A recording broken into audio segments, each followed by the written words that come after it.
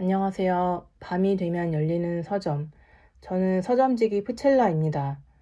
이번에는 제가 재밌게 읽은 미스테리한 내용의 만화책을 소개해 드리려고 하는데요. 아키노 마츠리 작가의 패션 오브 호러즈입니다. 이 만화책은 예전에 친언니를 통해 읽게 된 만화책입니다. 학생이었을 때 우리 자매는 방학이 시작할 때, 시험 기간이 끝났을 때 즐겁고 홀가분한 마음으로 만화책방 혹은 비디오 대여점을 들르곤 했습니다. 지금의 붉은과 같은 느낌으로 갔던 것 같습니다. 저는 예쁘고 화려한 그림체의 만화책을 좋아했는데 이 패션 오브 호러즈는 그런 저의 취향에 완전 부합, 밀착한다고 할 수 있는 만화책이었습니다. 게다가 스토리도 정말 신비롭고 강렬했습니다.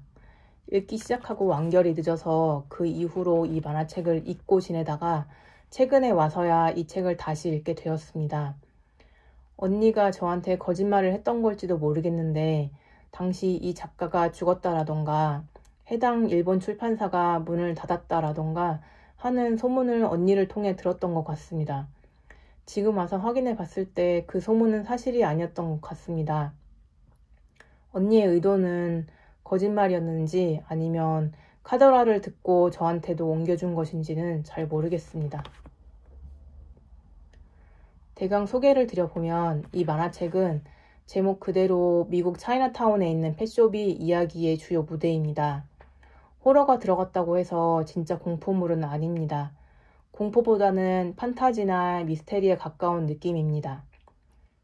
작가가 호러라고 한 건 대놓고 미스테리라고 하면 뭔가 싱거운 느낌이 들고 넓게 보면 미스테리 같은 것도 공포에 포함될 수 있기 때문에 공포물처럼 약간은 과장을 보태서 표현한 것 같습니다. 이 작품의 주인공은 미스테리한 인물의 디백작이라는 중국 사람의 손자인데 그의 미스테리한 배경에는 중국의 깊이 있는 역사, 동양의 오리엔탈리즘, 환경주의 같은 것들이 있습니다. 일단 영상에서는 편의상 주인공을 그냥 디백작이라고 부르겠습니다.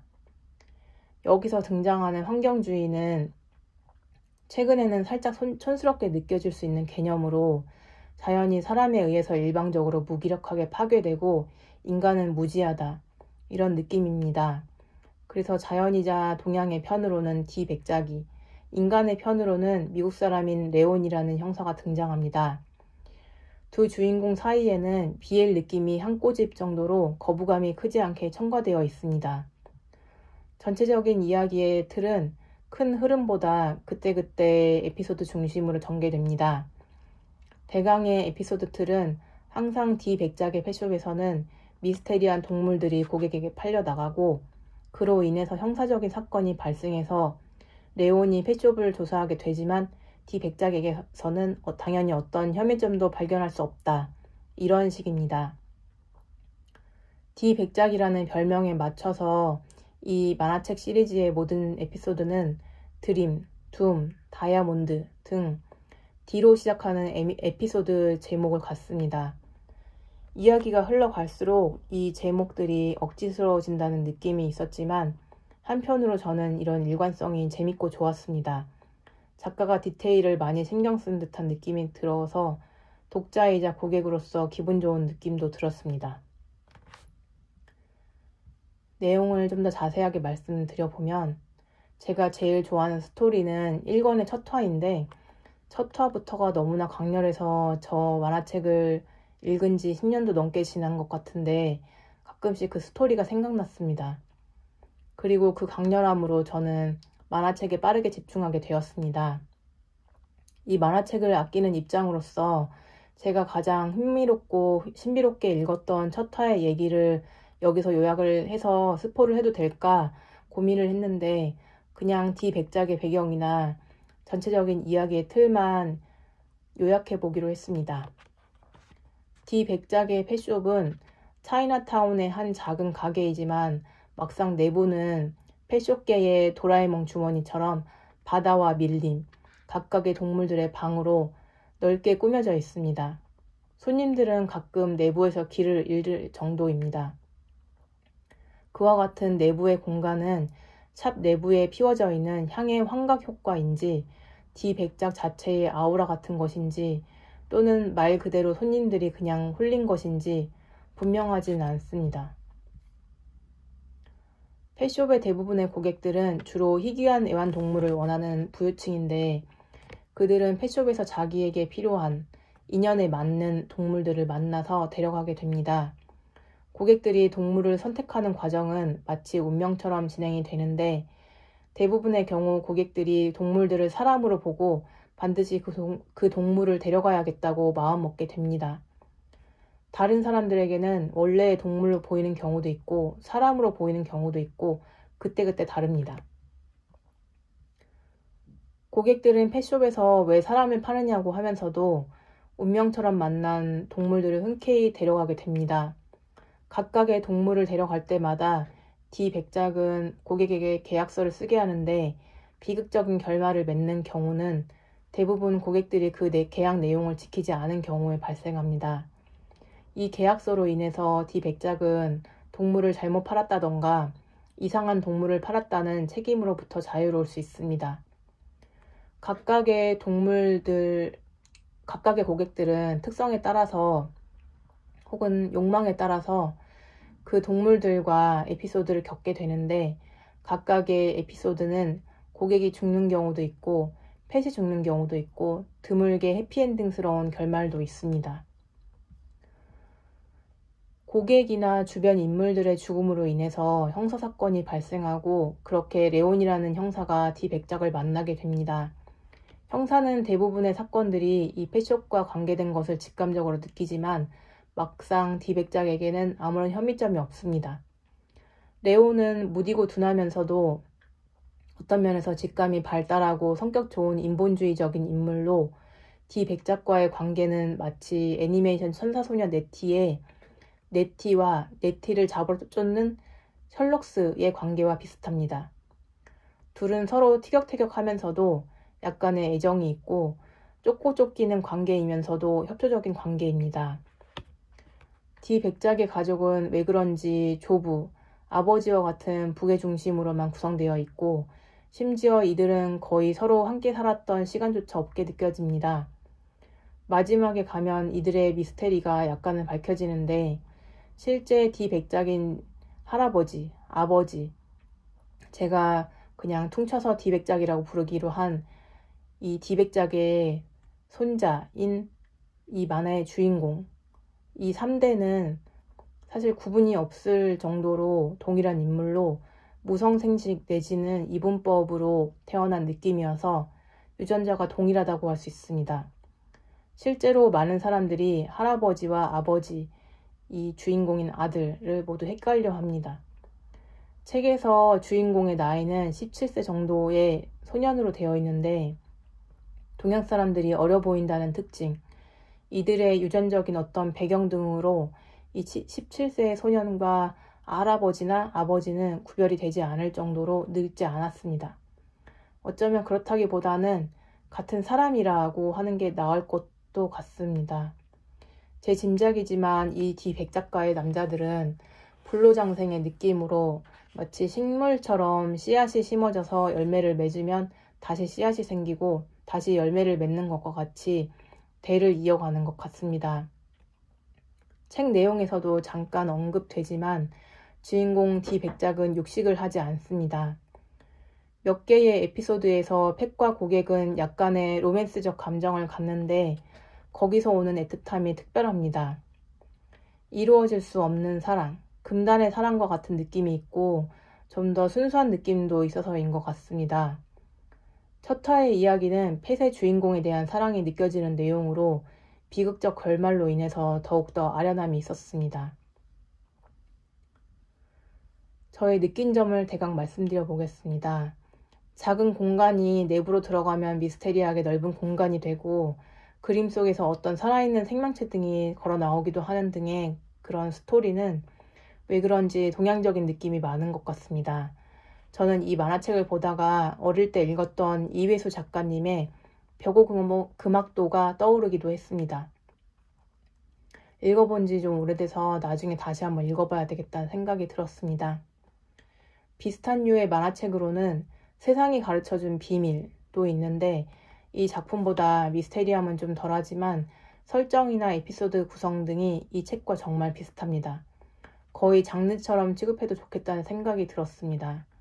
저는 이런 류의 이야기를 읽으면 왠지 마음이 편안해지는데요. 뭔가 경쟁에서 뒤처져도 이런 미스테리와 신비의 세계에 파묻혀서 행복하게 지낼 수 있을 것 같은 느낌과 세상과 약간은 단절되어도 나만의 세계가 있으면 괜찮다 이런 느낌이 들기 때문인 것 같습니다.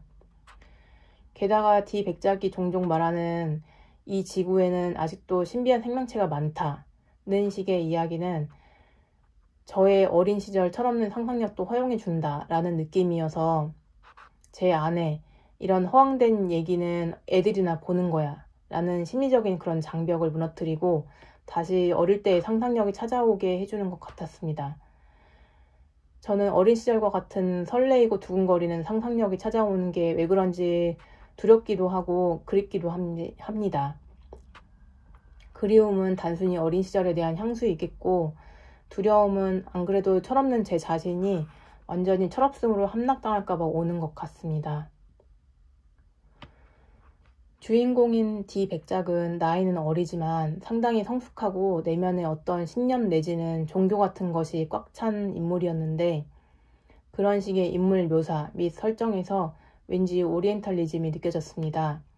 일본 작가들에게서 그런 오리엔탈리즘을 잘 활용하는 경우 특히 만화책에서 자주 봤는데 그게 가끔은 약삭빠르게 느껴지기도 하고 스토리적으로 영악하다는 느낌도 들었습니다.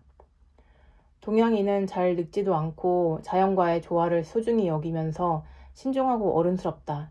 이런 식의 아시아 쪽을 신비롭게 바라보는 시선은 이젠 조금 촌스럽기도 하지만 영원히 먹힐 것 같은 소재이기도 한 것 같습니다. 토종 아시아인인 제가 생각하기에도 말이죠. 저는 인형을 정말 좋아하는데 이 인형은 강아지나 고양이와 같은 귀여운 살아있는 생명체를 조금이나마 대체해주는 느낌이 있기 때문입니다. 곰인형을 소재로 한 어떤 에피소드는 그런 저의 마음을 잘 꿰뚫고 있는 것 같았습니다. 귀여운 곰인형은 현실에 존재하지 않을 귀여움이 있지만 따뜻하고 말랑한 특유의 생명체에서 오는 촉촉함은 없습니다. 또 인형은 똥도 안 싸고 음식도 먹지 않아서 간편함이 있지만 옆에 다른 생명체가 있다는 존재 자체에서 오는 따뜻함과 공감이 없습니다.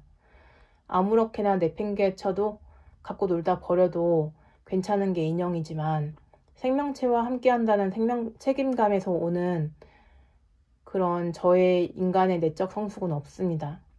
그래서 저는 요즘 반려동물을 고민하고 있는데 역시 생명체의 책임감이 가장 두려워서 키우질 못하고 있습니다. 만화책이 그런 저의 심정을 꿰뚫은 듯 했습니다. 어쩌면 작가도 저와 비슷한 생각을 했던 게 아닌가 싶었습니다. 이 해당 에피소드에서 보면 주인이 애정을 쏟으면 저절로 혼이 생겨나게 된다고 말하는데 이런 식의 시선이 참 좋았습니다. 일본은 요괴 문화가 발달해서 그런지 인간의 애정 혹은 감정으로 일반 사물에도 사념이 생겨난다는 식의 얘기를 만화에서 종종 보게 됩니다. 저의 경우는 제가 좋아하는 인형이 특별한 아이가 될 수 있다는 어린아이적 상상력과 저의 인형에 대한 애정이 일반적이지 않을 수 있다는 생각에 좋았던 것 같습니다. 만화책의 표지를 보면 작가의 색채 감각은 살짝 촌스러운 느낌이 있는 것 같은데 일단 그림체는 정말 좋았습니다. 화려하고 신비롭고 예쁜 그림체였습니다. 그래서 남편은 이 만화책을 읽지 않으려고 했는데요. 뭔가 그림체만 보고 오글거리는 로맨스 느낌의 만화라고 생각을 했던 것 같습니다.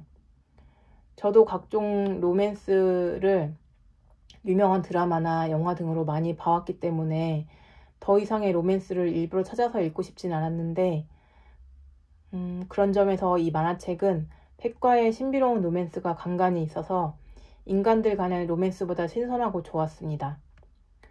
또 이 스토리의 전체적인 미스테리는 백작의 손자로 알려진 주인공에 대해서 이 주인공이 대체 어디서 어떻게 왔고 어떻게 생을 마감하는지 등에서 오는데 마지막 이야기에서 그에 대해 약간의 이야기가 나오긴 하지만 다른 에피소드만큼의 설명이나 디테일은 부족한 느낌이라 살짝 아쉬웠습니다.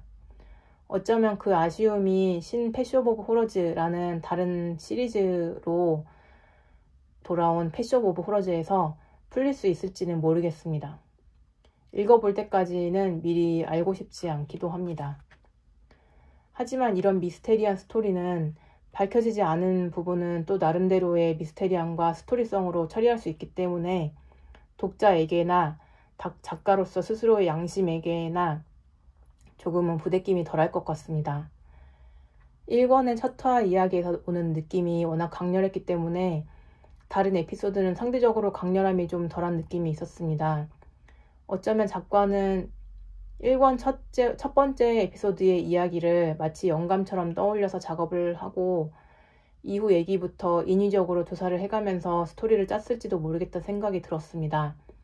글을 쓰다 보면 가끔 그런 영감이 훅 오는 순간이 있는데 그 영감이 왔던 부분과 이어지는 다른 이야기들과 디테일들을 거의 동일한 수준으로 특별하게 이어붙이기는 어려울 때가 종종 있는 것 같습니다. 한편 디백작의 자연과 지구, 가이아적인 시선이 저는 좀 촌스럽다고 생각했습니다. 자연이 인간에 의해 일방적으로 희생된다는 시선은 그마저도 상당히 인간주의적인 느낌이 있기 때문이었습니다.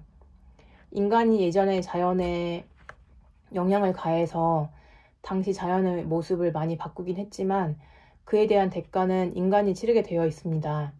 자연은 그냥 그러한 대로 존재할 뿐이고 포함되지 못한 인간이 희생됩니다. 그리고 이전에 자연대로 보존한다고 해도 지구는 결국 별과 우주의 사이클에 따라서 멸망하게 되어 있습니다. 인간이 멸종시킨 동물도 많지만 그런 멸종의 추세는 인간에게도 다가오게 됩니다. 치킨은 살이 안 찌고 살은 내가 찌는 것처럼 인간에 의해 지구가 병드는 게 아니라 인간이 아파지는 것입니다. 디백작의 자연주의와 이전의 자연주의의 시선은 마냥 인간으로 인한 피해를 타자화하고 그로 인한 이익은 인간화하는 이분법의 느낌이 있습니다. 인간으로 인한 피해를 타자화하는 건 자본주의의 속성 때문인지 인간의 심리상 피해를 보는 나 자신은 타자화하는 게 속이 편해서 그런 건지 잘 모르겠습니다. 아무튼 로봇과 AI가 발달하는 시대인데 마치 가이아 이론처럼 무수하게 많은 생명체로 구성된 자연을 한 덩어리로 뭉쳐서 의인화 혹은 신격화하는 게 원시적으로 느껴졌습니다. 그런 부분이 촌스러움으로 다가왔던 것 같습니다. 작가가 죽었다는 식의 이야기를 들었던 저는 진위 여부를 파악해 보려고 아키노 마츠리라는 이 만화의 작가에 대해서도 알아봤는데 전체적으로 좀 정보가 부족했습니다. 그래도 확실한 건 최근까지 작품 활동을 하고 있는 것으로 봐서 잘 살아있고 작가로서도 견제하다는 정도로 알 수 있을 것 같습니다. 겨우 구한 사진을 제 블로그 포스팅에 가져다 놓았는데 참고하셔도 좋을 것 같습니다. 패션 오브 호러즈 작품만으로 봤을 때 다른 작품도 궁금하긴 합니다. 다른 만화들도 다른 작가들도 마찬가지겠지만 자료조사를 상당히 많이 하는 것 같다는 느낌이 들었습니다. 만화책 끝부분의 부록 같은 부분을 보면 그런 느낌이 느껴집니다. 그 점이 경이롭기도 하고 실망스럽기도 한 이중적인 느낌이었습니다. 실망감은 혹부리 영감의 혹에서 이야기가 나온다면 정말 신비롭고 재밌었을 것 같은데 그게 아니라는 것을 알았을 때 오는 느낌과 비슷한 것 같습니다. 이 책은 로맨스를 별로 좋아하지 않는 사람들이 읽어도 좋은 미스테리가 중심에 오는 작품입니다. 책의 마지막 부분에서는 노아의 방주도 떠올랐는데 은근 유명한 다른 이야기들을 잘 차용해서 사용한 점이 작가로서 스토리를 창작하는 또 다른 스킬을 배울 수 있어서 좋았습니다. 한국에서 다른 작품도 구할 수 있을지는 모르겠지만 최대한 한번 구해서 읽어봐야겠습니다. 실제로 이런 펫숍이 있었으면 좋겠다는 생각을 했습니다. 저에게는 어떤 펫이 오게 될까? 그리고 그 결말은 어떨까? 너무 궁금했습니다. 나머지 내용들 궁금하시면 만화책 직접 읽어보시거나 제 블로그 다시 참고해 주셔서 좋겠습니다. 그럼 밤이 되면 열리는 서점 방문해 주셔서 감사합니다. 다들 좋은 꿈 꾸세요.